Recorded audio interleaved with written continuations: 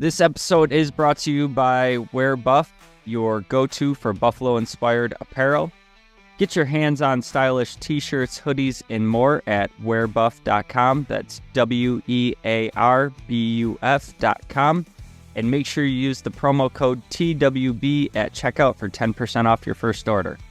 Stay Buffalo proud with Wear Buff. The Buffalo Bills make a series of roster moves and the reasons why I think they will win the Super Bowl in 2025. This week on the Wandering Buffalo Podcast. You're now listening to the Wandering Buffalo Podcast with your host, Justin Goddard.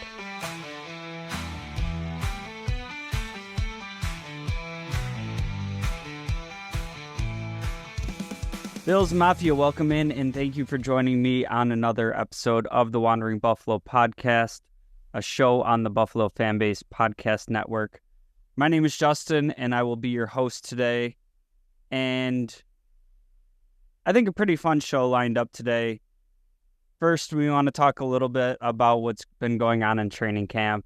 As I've mentioned in previous shows, I was able to take in a practice last week. Wasn't able to get any more tickets to go be able to get my own eyeballs on this. So leaning pretty heavily on some of the media, some of the other content creators in this space. Big one for me is Joe Marino of Locked On Bills. If you listen to this show, you probably already know Joe Marino. One of the best in the game, super detailed, and he's been able to be going to multiple practices. I think he's done 3 so far and has another couple. So on the field access, just very detailed. He's very thorough in his plan. So for more of a, play-by-play, notable plays, things that are going on during the camp, one of my go-to sources, like I said, one of the best in the Bills content creating space. So free plug for Locked On Bills there, but it's honestly one of my favorite shows. I listen to it just about every day. And if I miss some days, I catch up on it. So leaning heavily into, some of his observations for kind of the first part of what I want to talk about. Going to do a second segment today and just reasons why I think the Bills can win the Super Bowl this year. And I think there's plenty to work with there and have a little fun with it. But right off the top, some transactions this week. Actually just announced right before I started recording was the signing of Terrell Burgess. We also saw the signing of Kareem Jackson, and kind of the corresponding move there was Jake Browning has been released. So plenty of intrigue here for me. First of all, with Jake Browning being released, kind of signals the end of the punter battle between he and Sam Martin. And I thought there was a chance that he was going to win this battle, especially with some of the inconsistencies with Sam Martin down the stretch last year. It's still early in camp. I think the signing of these 2 safeties gives me a little pause on some of the injuries that we're dealing with at the safety position. But there's a lot of training camp left. Some of these guys could come healthy again, and, somebody you brought in as like a camp body ends up getting cut. We bring Browning back, something like that, whatever. We'll see what happens there. But for me, the signing of Kareem Jackson and Terrell Burgess, we see the Bills have been dealing with injuries at the safety position, which is concerning for me. Spot where we're obviously moving on from Micah Hyde and Jordan Poyer. Again, Micah Hyde has never fully retired. He said that if he plays again, it'll be with the Bills. Maybe he doesn't want to do a training camp. Maybe he's just relaxing for a little bit. I think this opens the door for that possibility a little bit more. But at least in the interim, we have the signing of these two guys, and that comes on the heels of dealing with injuries for Cole Bishop and Mike Edwards. Now, Mike Edwards had already been, working back from an injury, now dealing with a hamstring. Cole Bishop was seen with his arm heavily wrapped after practice. This kind of signals to me that those injuries are a little bit more severe than you'd like to see at this time of the year. I know McDermott has said Mike Edwards is week to week, and McDermott is usually pretty spot on with how he gives timelines for injuries. So week to week likely means out most of the preseason. We'll see what happens. And even at that was, a veteran guy coming over, but still learning a new system, all those things. And I had him penciled in to be the starter week 1 through this whole competition. So not what we wanted to see. Cole Bishop, these reps are super valuable for a rookie coming in. So tough to see an injury there. I didn't really think that he was going to be, a week 1 starter anyways, but I did feel like there was going to be packages that would kind of feature him. So we'll see what happens there. A couple of veterans added, at least for the time being. Another note on practice, we did have Alec Anderson leave and go to the hospital for heat-related sickness. So hoping, all the best for him. I did read just before doing the show today that McDermott and Bean were able to get on the phone with him while he was at the hospital. Said he was in good spirits, so hopefully nothing more serious going on there.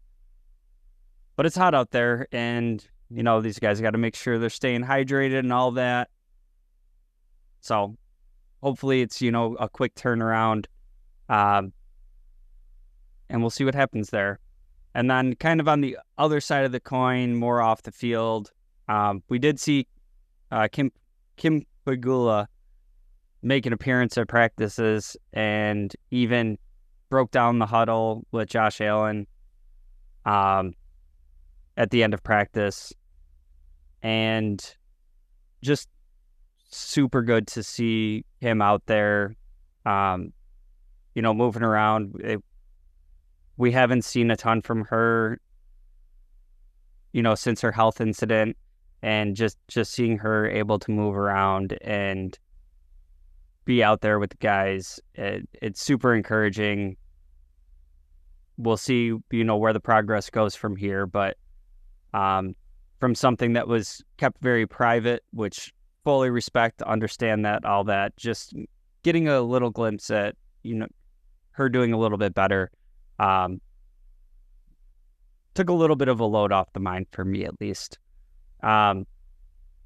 Moving into some of the players that have been kind of standing out in a good way or a bad way. And I want to start with Marcus Valdes-Scantling. And he's a player that was added this offseason, got a fully guaranteed contract. He has void years on his contract that, you would assume if this kind of 1-year deal went well, those could be turned into real contract years. And it kind of seemed like there was a bit of a long-term plan here. And of everything I've listened to, seen, read, I'm hearing next to nothing about MVS. And, this is with Chase Claypool's out with an injury. Also somebody you weren't hearing a ton about. A lot of new faces in the room, a lot of people getting opportunities, and being a veteran coming in, I was expecting to see, more on like the front end of things with MVS, and maybe kind of fizzle out a little bit towards the tail end of camp. But I've seen next to nothing about him making plays and whatnot. On the other side of the coin, seen a ton of Tyrell Shavers working in with the ones and the twos, making plays, glowing reviews from McDermott. And if Tyrell Shavers were to make this roster, I think it would be, over Chase Claypool, Marcus Valdes-Scantling. And that's kind of even getting into if the Bills keep 6 receivers. Last year it was only 5. Some tough sledding there. I think the first 4 are absolutely locked in, and Curtis Samuel, Khalil Shakir, Keon Coleman, and Matt Collins. I think that's an absolute lock. And then you just have a long list of guys fighting for 1, maybe 2 spots. And the name that I'm hearing pop the most is Tyrell Shavers. And then you look a little bit further down at KJ Hamler and Andy Isabella and all these guys that can also contribute on special teams, which is huge when you're talking about the tail end of the depth chart here, right? MVS, Chase Claypool don't have a huge history of special teams work. So while I think that the fully guaranteed contract for MVS kind of swings the pendulum a little bit, we've also seen Brandon Beane being very willing to, eat some humble pie, move on from a mistake very quickly. I always think about Kelvin Benjamin for this. He was a pretty big name addition when he was brought in, and obviously went very poorly. It only lasted about a half season, and Beane cut bait. It wasn't working. He admitted his mistake and moved on. So when we're talking about in a training camp situation, a guy that you brought in to be some sort of difference maker, a guy that can take the top off the defense, we'll see what happens. Again, there's all the preseason to play. There's still training camp. There's a lot of time for things to change. But as of right now, not looking super great for MVS. Even Chase Claypool and Tyrell Shavers is somebody whose stock is rising. I want to talk a little bit about Von Miller. I have all kinds of cautious optimism for him coming back this year, and he's looked good through training camp, but he looks like Von Miller, and I don't think, with his age, with the injuries that he's had, I don't think we ever see, prime Von Miller again. That's just unrealistic. But even if we get 80% of who he was when he came to Buffalo, that player was every bit the player that Beane decided we needed, and he was filling the role. He was, getting clutch pressures and sacks. He was, making plays late in the game. He was kind of that difference maker that we needed, and then, he gets hurt before the playoffs, and our pass rush is non-existent in the playoffs, and you all know the story from there. I think that what I've seen from him so far, it looks like he's, coming back nicely from that injury. He's since said, some weird things that he probably shouldn't have been playing at all last year. I don't even want to get too far into that, because this is the same guy that said he'd be ready to go week 1. It felt rushed back when he was back by week 5. There was unrealistic timelines going on all over the place. And then, it seems like he was the one kind of pressing to play faster. And then he comes and says he shouldn't have played at all last year. All very confusing. Don't want to go too far down that rabbit hole. The important thing is Von Miller's looking good. And in a room where we rotate a lot of defensive linemen to start with anyways, I think there's a world where you have Groot and Epinesa as your primary starters, and you're able to use Von Miller more as like a pass rush specialist. And we've seen players excel in that kind of role. Leonard Floyd, having all kinds of sacks with his lowest percent usage, I believe it was for his entire career. So if you can have that guy almost playing like as your sixth man and just coming in long and late downs, I think that could be like the best version of Von Miller that you get at this point. So super excited for that. It does come with the caveat that he's willingly taken a pay cut for this season, which is huge. You need your players with the huge contracts to be performing at that level. Otherwise, you're in trouble real quick. So him kind of betting on himself, there's all kinds of incentives in his contract. But, taking fully guaranteed money and reworking it for the team, there was absolutely no reason he had to do that. So, looking at him as, more middle of the pack defensive end, I think he can outperform that contract and earn a ton of these incentives really easy. It's a player motivated by earning money. He's chasing some historic players on the all-time sacks list. He knows where he stands. He knows he's getting towards the tail end of the career here. We'll see what happens. It's still an older player coming back from serious injuries, but I got a feeling there.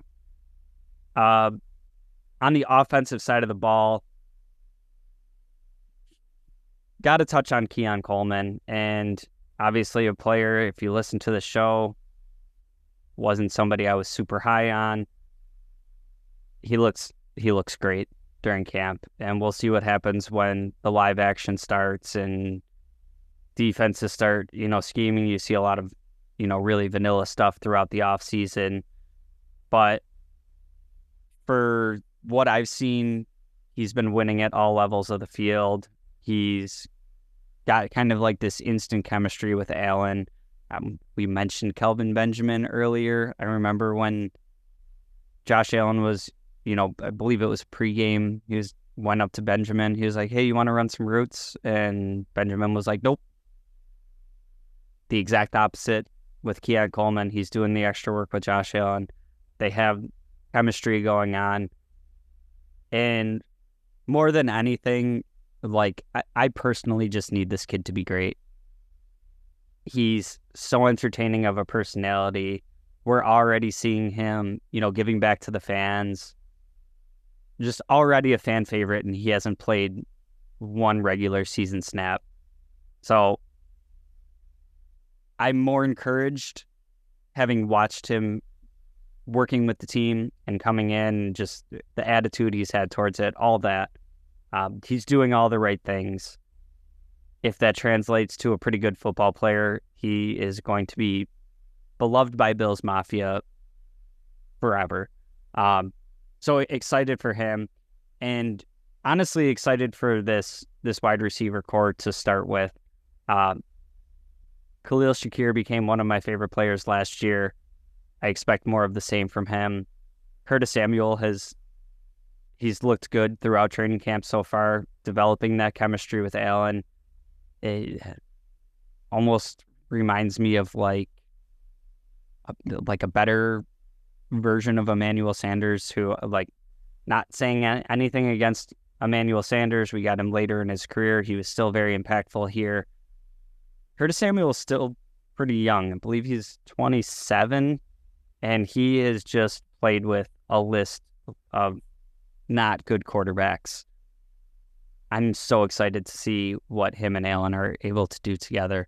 And then rounding out the top four, Matt Collins, who I've talked about a little bit in the past of how I expected him to be like an upgraded Sherfield of like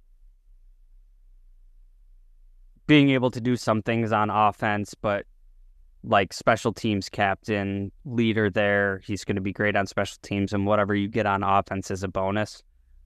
Watching him work through training camp, reading, listening to other people talk about it, he's making plays, and I don't think it's going to be a guy that gets like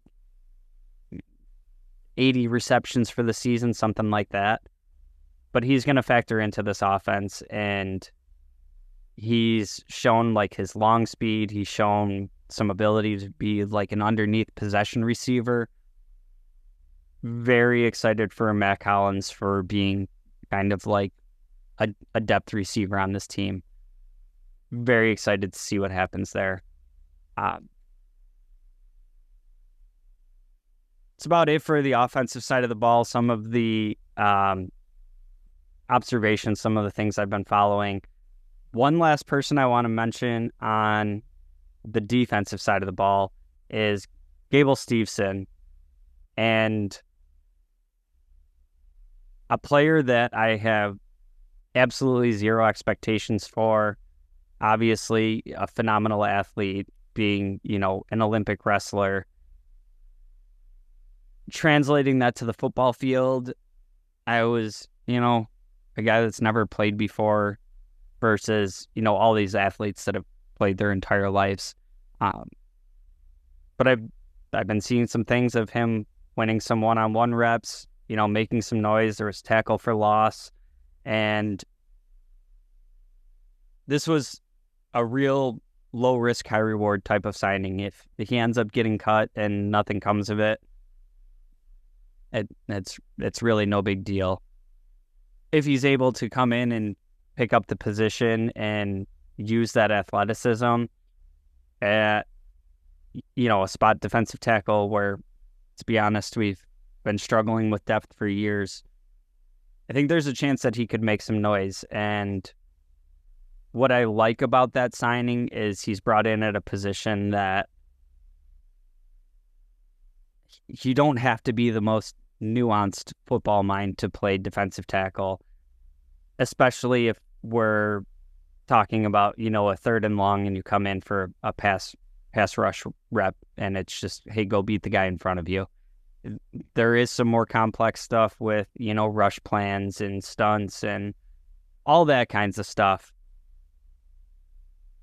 But seeing him in camp, having, one-on-ones where he's able to beat the guy across from him, it's encouraging at this stage in the game. So we'll see what happens there. Definitely somebody I'm keeping an eye on. Stick around. We're going to take a quick break, and when we come back, teased it earlier, just want to give some reasons where I think the Bills can win the Super Bowl in 2025.